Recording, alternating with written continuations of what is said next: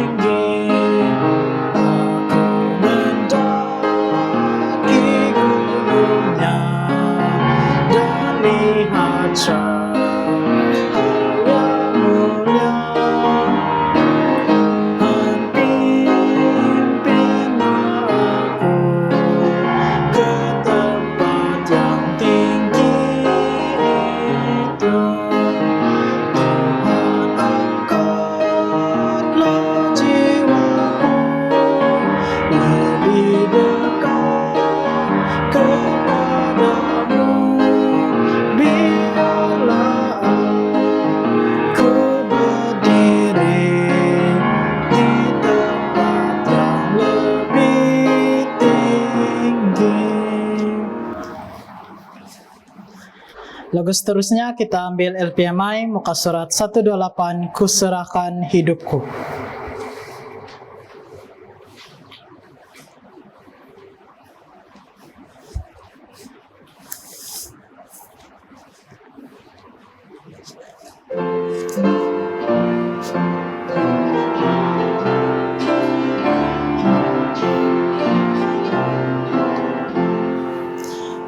Serahkan hidupku, ya Tuhanku, padamu, dan sepanjang umurku aku jadi hamba-Mu, aku jadi hamba-Mu. Biar kaki tanganku turut segala perintah-Mu, dengan ikhlas hatiku ku masyurkan kasih-Mu, ku masyurkan kasih-Mu. Mulutku penuhilah dengan sekalian anugerah, bila aku bernyanyi, hanya Tuhan ku puji, hanya Tuhan ku puji. Perintahkanlah hidupku, tinggal dalam hatiku, dan kehendak diriku tiada lagi berlaku, tiada lagi berlaku. Sedalam hatiku aku berikan padamu, ya masih diriku ku serahkan padamu, ku serahkan padamu. Mari kita ambil lagu pembuka dalam LPMI 130, Aku Pilih Yesus. Kita akan nyanyi rangkap 1 dan 2 sahaja.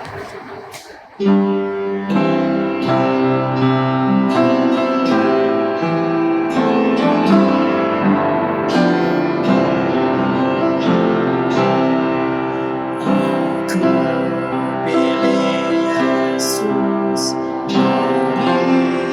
Mas Perang, lebih baik dari harta yang banyak. Aku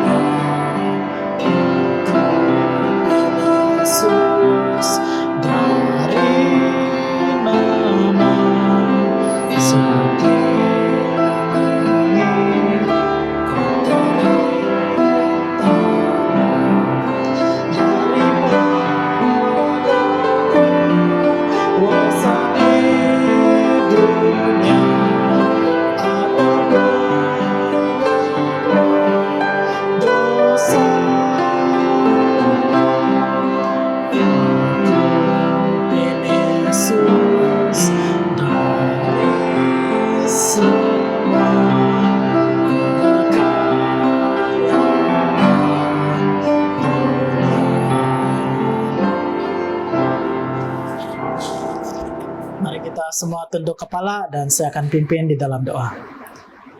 Ya Allah Bapa yang bertakhta di atas kerajaan syurga, terpujilah nama-Mu ya Tuhan. Ampuni kami daripada segala dosa kami masing-masing. Jagalah kami ya Tuhan sepanjang acara Minggu Doa kami pada hari ini. Biarlah Roh Kudus ada di hati kami semasa kami mendengar khotbah yang akan dibawakan oleh Pastor George. Dalam nama Tuhan Yesus kami berdoa. Amin.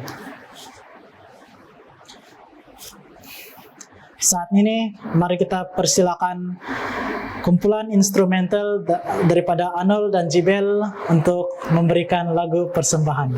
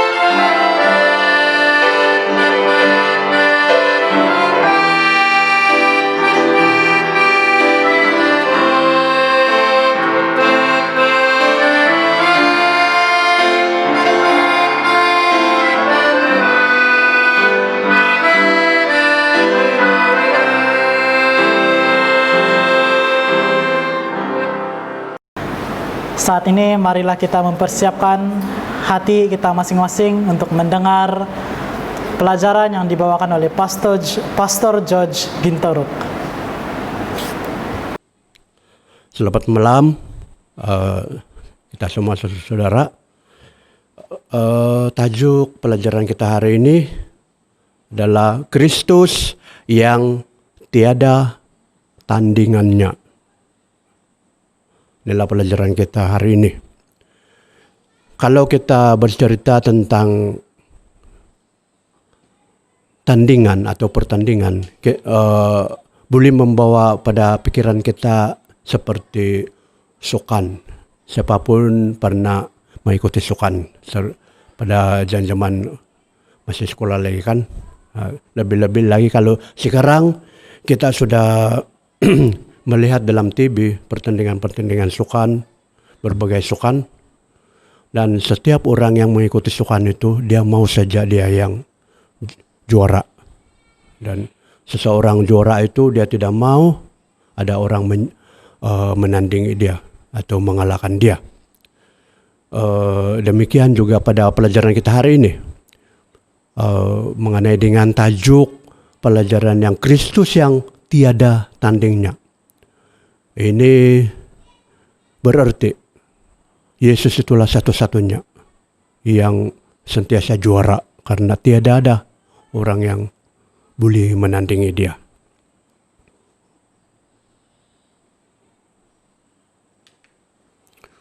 Tetapi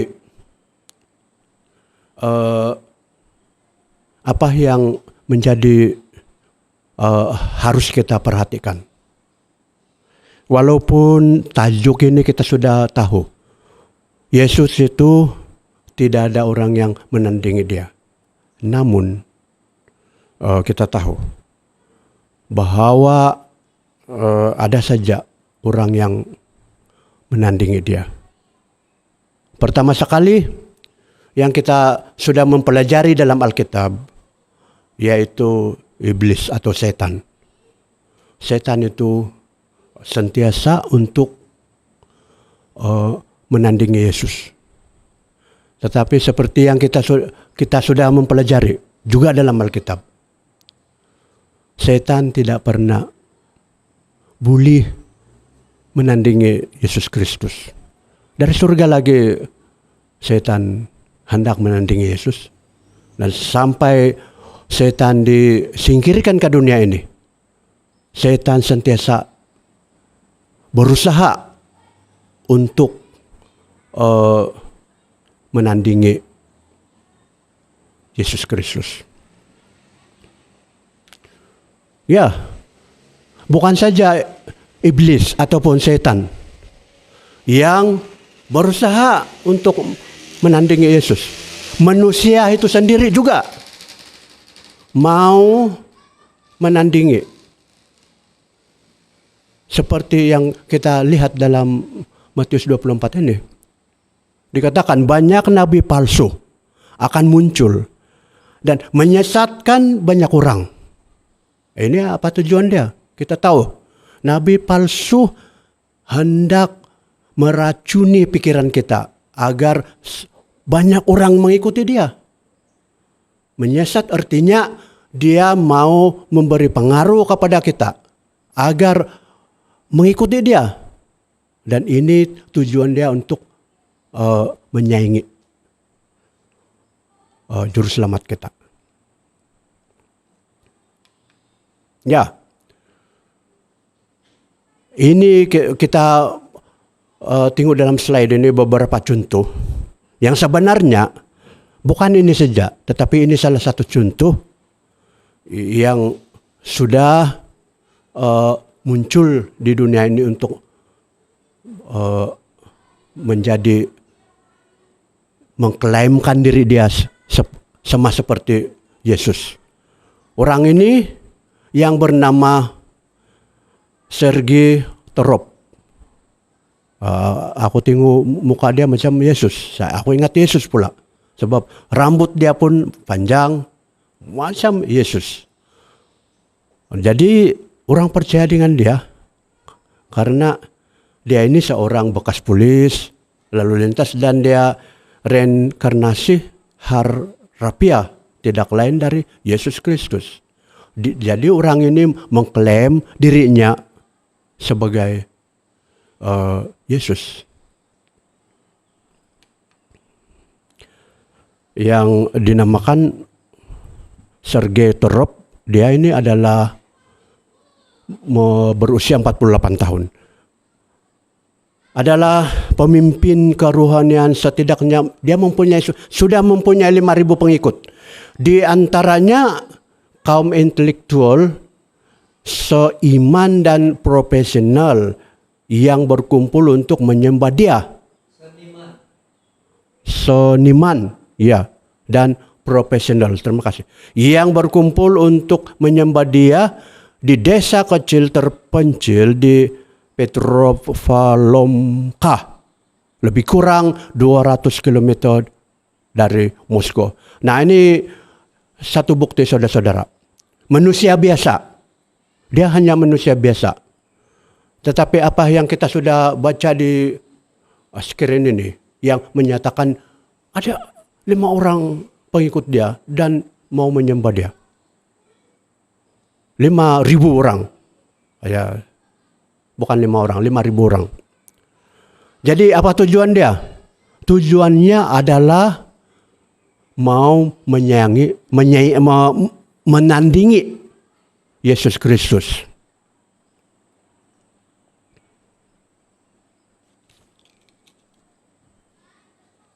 Saudara, pada zaman ini sudah banyak orang yang berusaha untuk menandingi Yesus. Seperti yang kita sudah mempelajari tadi, bukan saja Lucifer yang mau menandingi Yesus. Manusia biasa, seperti yang kita tengok ini. Sergei Torop. Dia manusia biasa. Tetapi dia coba mengklaimkan diri dia untuk menyatakan dia ini Yesus. Dan dia mau kalau boleh banyak orang menyembah dia sebagai Yesus. Jadi inilah yang kita harus perhatikan dalam dunia ini. Ya, kita sudah membacakan dalam Alkitab bahwa zaman akhir ini Yesus sudah memberitahu banyak nabi palsu akan muncul. Dan salah satu ini yang telah menggenapi nubuatan itu. Jadi adakah kita mempercayai nabi palsu yang akan muncul di dunia ini? Gitu ya. Kita akan hati-hati saudara. Karena ini pasti akan selalu muncul untuk menipu kita. Nah, bukan saja si yang kita belajar tadi itu.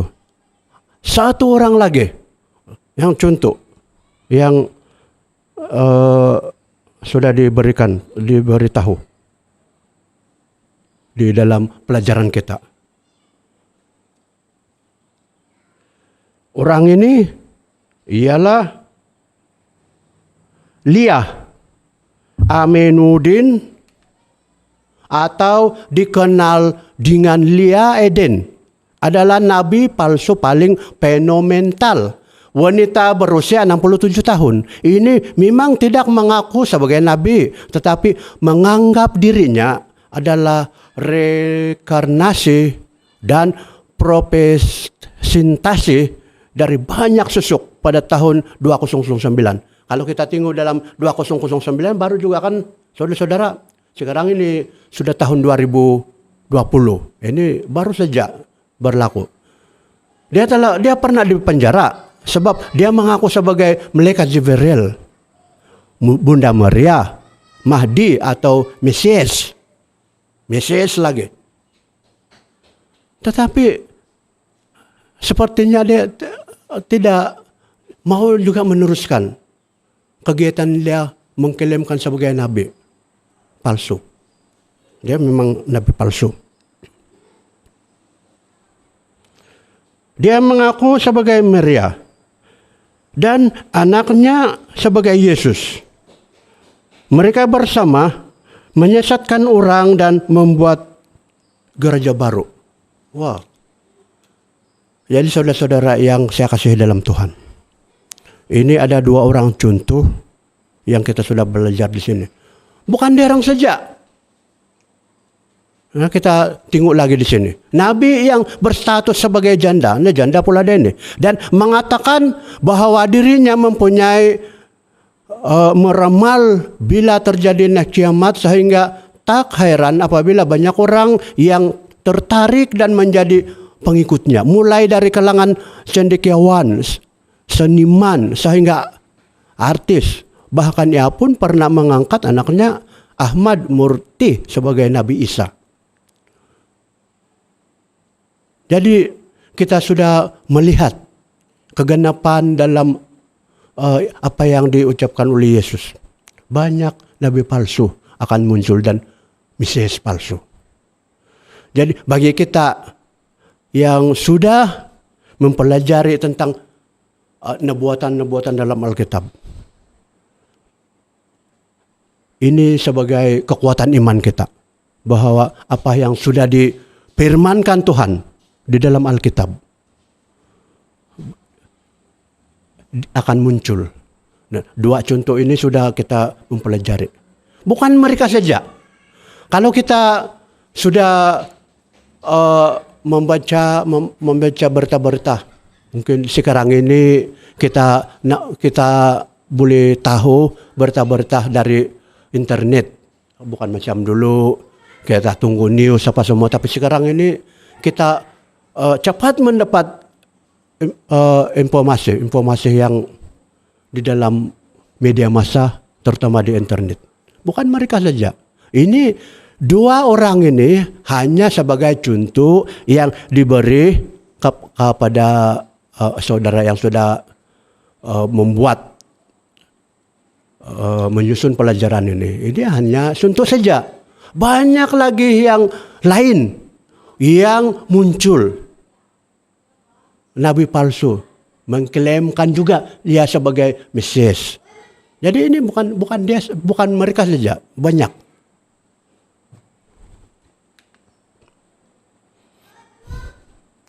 Nah, di sini dia juga berita dia, Lia Edin ini.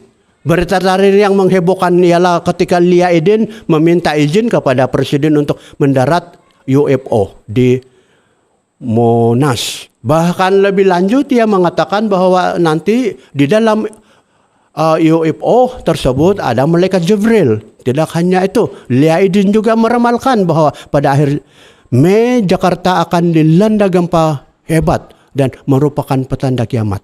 Nah, kita tengok dia punya kehebatan penipuan dia. Dia berani mau meramalkan.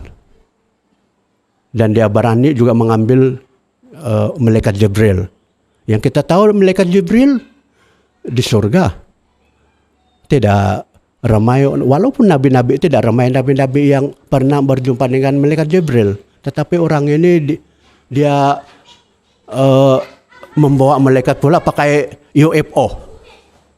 Dan saya masih kecil dulu saya sudah dengar ini UFO ini. Waktu saya kecil dulu. Akhirnya timbul pula lagi ini UFO. Macam kapal piring kan yang ditunjukkan di dalam tayangan-tayangan itu. Kau tengok kehebatannya orang ini yang menipu manusia. Dia inilah muka lagi Lia Edin ini. Oke. Sekarang kita sudah mempelajari dua orang yang telah diutarakan ke pelajaran ini yang nabi palsu. Sekarang kita mempelajari apa kriteria, apa kehidupan, apa tindakan, apa gaya hidup seorang nabi palsu. Yang kita tengok, pertama dia menentang Allah. Tiada kebenaran yang dia buat. Tiada fakta yang dia punya pelajaran. Ada menentang Allah. Ajaran tidak sesuai dengan Alkitab. Ya, pernahkah Alkitab menubuatkan nanti ada nabi yang akan berjumpa dengan malaikat Jibril? Kita tiada di dalam Alkitab kan? Menunjukkan mujizat. Nah, betul. Yang sebenarnya dari iblis. Menunjukkan mujizat. Dia ada mujizat. Kalau orang yang tidak pernah membaca Alkitab atau tidak pekah ataupun tidak rajin membaca Alkitab, sudah tentu melihat mujizat yang dia tunjukkan. Manusia itu akan tertipu. Orang buta. Apa maksud orang buta? Artinya dia buta huruf Alkitab kah? Buta apa? Dia sesat kah? Ini buta ini banyak pengertian dia. Ada kadang-kadang dalam pelajaran kan buta huruf. Ya, buta huruf orang yang tidak pandai membaca. Orang buta ini bukan semestinya dia punya mata yang buta. Dia punya mata itu dapat melihat, tetapi dia buta di dalam kebenaran Alkitab. Pengikutnya tidak akan pernah masuk surga. Nah, orang-orang pengikut dia yang tersesat mengikuti dia tidak akan masuk surga dan akan dibinasakan beserta dengan pengikutnya juga setan. Nah, ini yang kita tidak mau. Kalau kita terpengaruh dengan orang-orang nabi-nabi palsu ini, akhirnya yang kita tidak suka dengar ini adalah tidak masuk surga, ya, dan dibinasakan bersama setan. Karena nabi-nabi palsu ini adalah agen-agen setan juga. Oke, Yesus, bagaimana dengan Yesus? Kedatangan Yesus di dunia ini kita sudah tahu. Dia mau mengubah kita sebagai orang berdosa. Yesus mau kita menjadi seorang manusia yang sudah diperbaharui. Ya. Kalau kita tengok dalam Yohanes 3, 1-8, Yesus itu mau mengubah kehidupan kita. Kenapa dia mau ubah? Karena apabila manusia ini sudah jatuh dalam dosa, jauh dari hadirat Tuhan, manusia ini sudah banyak membuat kejahatan yang mengakibatkan dosa yang begitu banyak. Jadi apabila kita sebagai orang yang berdosa, saya mau bertanya kepada saudara-saudara, bolehkah kita masuk surga? Tentunya tidak kan. Sebab itulah apabila Yesus datang ke dunia ini pada zaman dahulu, Yesus mau supaya kita berubah menjadi manusia baru. Menjadi manusia baru, menjadi murid Dia. Dan Yesus telah mengajar ajaran-ajaran yang begitu baik dalam Alkitab, supaya kita ini akan mengikuti ajaran Dia. Kita akan menjadi baru. Dan hasilnya apabila kita sudah menjadi manusia baru, maka kita akan layak menerima surga yang sudah disediakan oleh Tuhan. Hasil pemberontakan setan dahulu. Setan yang ingin menandingi Yesus. Dunia ini rusak. Dunia ini berdosa. Dan Taman Eden yang didiami oleh manusia pertama, Tuhan sudah tarik dia ke surga. Kedatangan Yesus yang pertama sekali. Dan tujuan Yesus datang adalah untuk kita menjadi pengikut Dia, untuk kita menjadi orang baru yang bekal dan yang layak memasuki kembali diam di Taman Eden yang Tuhan sudah sediakan pada manusia pertama, yang manusia itu jatuh. Namun Yesus datang kembali untuk menebus kita. Membuat kita sebagai mau kita supaya menjadi orang yang baru, yang akan bakal masuk ke dalam kerjaan surga. Itu tujuan Yesus, supaya kita ini berubah. Firman Yesus. Kita tahu apa itu firman Yesus. Kita sebagai orang yang pengikut Yesus sudah lama kena baptis, sudah lama menjadi Kristen. Tidak dapat dipertikaikan bahwa Yesus menetapkan standard untuk apakah artinya menjadi orang Kristen. Firman-Nya didengar di jalan-jalan kota. Kita tahu sejarah Yesus waktu dia berada di dunia ini. Bukan saja di Ka'bah dia berkhotbah, di jalan, di gunung. Dia menaburkan firman itu kepada manusia. Firman-Nya didengar di jalan-jalan kota, di halaman rumah, ibadat, di tepi pantai, sepanjang perjalanannya. Mengungkapkan nilai dan prinsip kerajaan Tuhan. Memberikan petunjuk kepada manusia. Dan memberikan makna baru kepada apa yang orang Israel telah dengar dalam perjanjian lama. Yesus telah mengulangi untuk mengajar terutamanya orang Israel pada waktu itu. Apabila orang Israel itu sendiri menolak Yesus, dia memberikan leluhon, dia memberikan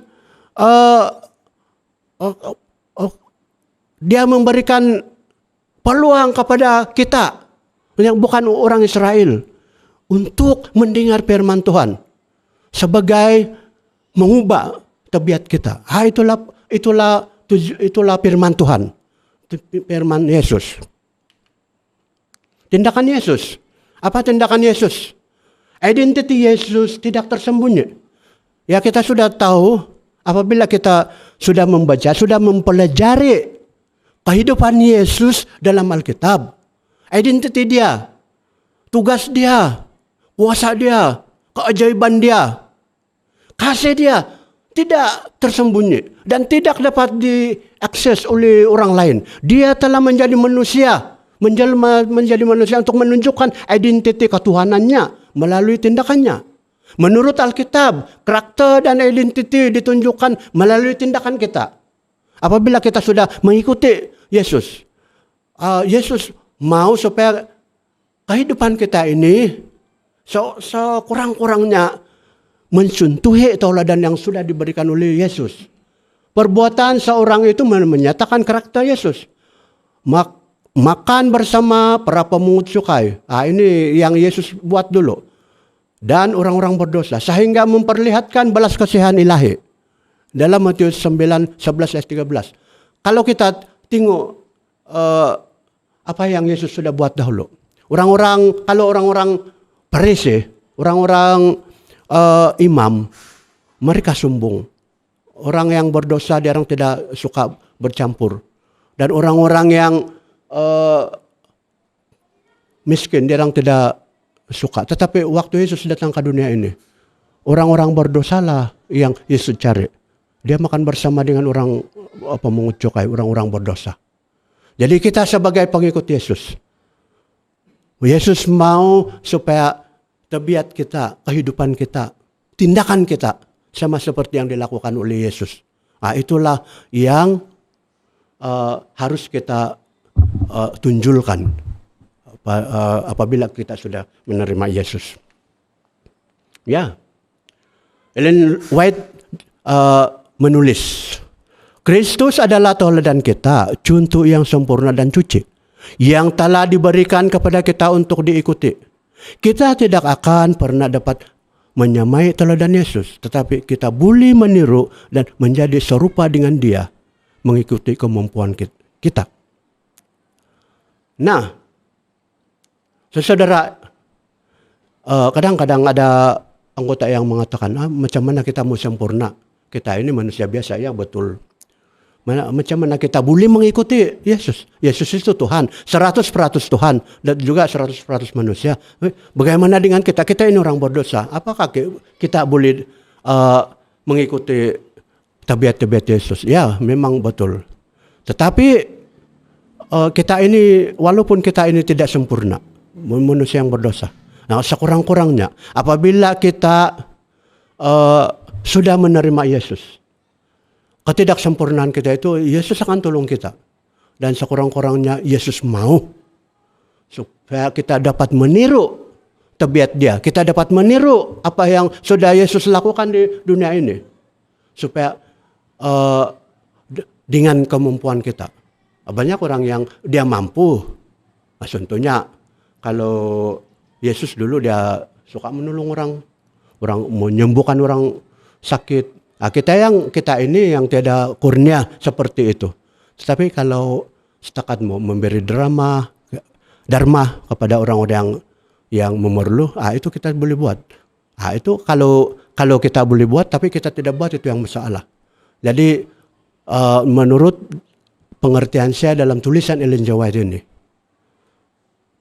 kita harus mau mengikuti contoh-contoh yang sudah Yesus berikan kepada manusia pada zaman Yesus dulu. Walaupun kita tidak sempurna, sekurang-kurangnya kita sudah berusaha untuk menunjukkan tabiat Yesus, tauladan yang Yesus sudah bagi kepada kita. Walaupun tabiat kita itu mungkin tidak sempurna, tetapi Yesus tidak menuntut kepada kesempurnaan, tapi Dia menuntut apa yang kita boleh lakukan. Ya, kalau kita boleh lakukan, kita tidak lakukan, itu masalah. Tapi sekurang-kurangnya apa yang kita boleh lakukan, seperti contoh yang sudah Yesus bagi kepada kita. Jadi itu yang memberi inspirasi, memberi semangat, dan kita akan tunjukkan itu untuk orang lain jiran-jiran kita dan di amnya di dunia ini. Yesus adalah Mesias. Ya, kita sudah mempelajari tadi bahwa iblis pun menandingi, orang biasa pun mau menandingi Yesus. Tetapi di sini kita baca, Yesus itu adalah Mesias, anak Allah yang hidup dan datang ke dunia ini untuk menyelamatkan manusia dari dosa. Dialah satu-satunya pribadi yang mampu mengampuni dosa kita dan memberi kita keselamatan dan hidup. Dia satu-satunya Tuhan yang turun ke dunia dan menjadi sama seperti kita manusia, dan satu-satunya juga manusia yang sempurna, tidak bercela di hadapan Allah Bapa. Nah, kalau kita bandingkan dengan Mesias palsu, dengan apa yang kita sudah mempelajari tadi, mereka dikatakan ada juga keajaiban yang diorang buat. Tetapi kalau kita perhatikan kehidupan Yesus, dia seorang 100% Tuhan, tapi dia datang ke dunia ini menjadi manusia, 100% jadi manusia. Tujuan dia, karena dia adalah anak Allah, dia adalah Mesias. Dia datang ke dunia ini untuk menyelamatkan manusia yang berdosa. Dan apabila kita menerima dia, dosa-dosa yang banyak, boleh Yesus ampuni. Dan yang sangat penting, dia menjadi Tuhan kita dan dia menjadi juru selamat kita. Dan dia adalah Mesias, Tuhan yang sempurna, yang akhirnya akan membawa kita masuk ke dalam kerajaan surga. Tapi bagaimana dengan nabi-nabi palsu? Bolehkah dia orang membawa kita ke surga? Yang dikatakan dihukum bersama dengan setan, kan, yang sudah kita mempelajari. Yesus sajalah satu-satunya yang tidak ada yang boleh menandingi. Ya, hanya dia saja juru selamat kita, tidak ada lain. Kesimpulan, Yesus adalah satu-satunya juru selamat atas umat manusia, agar mereka yang menerima penebusan ini oleh iman boleh mendapat hidup yang kekal. Nah, kan Yesus adalah satu-satunya juru selamat, tidak ada yang lain, dan yang menjadi penebus kita, dan akhirnya kita boleh mendapat kehidupan yang kekal. Dan keseluruhan ciptaan boleh memahami dengan lebih baik akan kesucian dan ketidakterbatasan kasih pencipta. Yesus juga sebagai pencipta, ya, dunia kita ini. Tujuan penebusan adalah kebenaran hukum Allah dan keagungan tabiatnya. Kebangkitan Kristus menyatakan kemenangan Allah atas kuasa kejahatan dan menyatakan ketuhanan Yesus Kristus, di mana di hadapannya semua lutut di surga dan di bumi akan bertengkuk menyembah. Saudara yang saya kasih dalam Tuhan, siapa lagi yang seperti Yesus? Dia sebagai juga pencipta, dia juga penebus, dan keagungan tabiatnya. Dia pernah mati dan dia bangkit. Dan dia menjadi Tuhan dan juru selamat kita. Baik di surga dan apalagi di dunia ini. Semua lutut, dikatakan di sini di surga dan di bumi, akan bertengkuk menyembah. Berarti tidak ada yang seperti Yesus. Hanya Yesus saja yang satu-satunya pengharapan kita, juru selamat kita, yang sudah menang, dan tidak ada orang-orang, baik setan itu sendiri ataupun nabi palsu itu sendiri, tiada dapat menandingi Yesus. Yesus telah mati di kayu salib untuk menebus kita dari dosa. Dialah satu-satunya Tuhan yang turun ke dunia dan jadi sama seperti kita manusia dan satu-satunya juga manusia yang sempurna. Tidak bersela di hadapan Allah. Yesus bangkit dari kematian dan membuktikan bahwa Yesus adalah penyelamat dunia. Ini sudah kita baca juga tadi. Jadi artinya saudara-saudara, dalam tajuk tadi yang kita sudah mempelajari, Kristus tiada tandingnya. Maka kita sudah rungkai, kita sudah mempelajari bahwa tidak ada yang boleh menandingi Yesus Kristus. Apapun akan timbul, nabi-nabi palsu ataupun siapapun, seperti yang kita sudah pelajari. Bukan saja orang tuh, sentiasa saja akan timbul penyiasat nabi-nabi palsu nanti, tujuan untuk menipu kita. Tetapi marilah kita fokus hati kita, pikiran kita. Kita sudah mempelajari. Tidak ada yang boleh menandingi Yesus Kristus. Dialah satu-satunya Tuhan, Juru Selamat. Yang boleh kita harap, yang boleh kita berpegang teguh. Yang membawa kita ke surga nanti. Dan dialah satu-satunya Tuhan yang kita boleh harap, yang boleh memberi kehidupan kita, memberi keselamatan kita. Jadi saudara, puji Tuhan karena kita sudah mendengar pelajaran ini. Marilah ambil keputusan. Apapun keadaan kita, apapun masalah kita, marilah kita pegang Yesus sebagai seorang juara yang menang untuk membawa kita masuk ke surga nanti. Amin. Mari kita berdoa, saudara.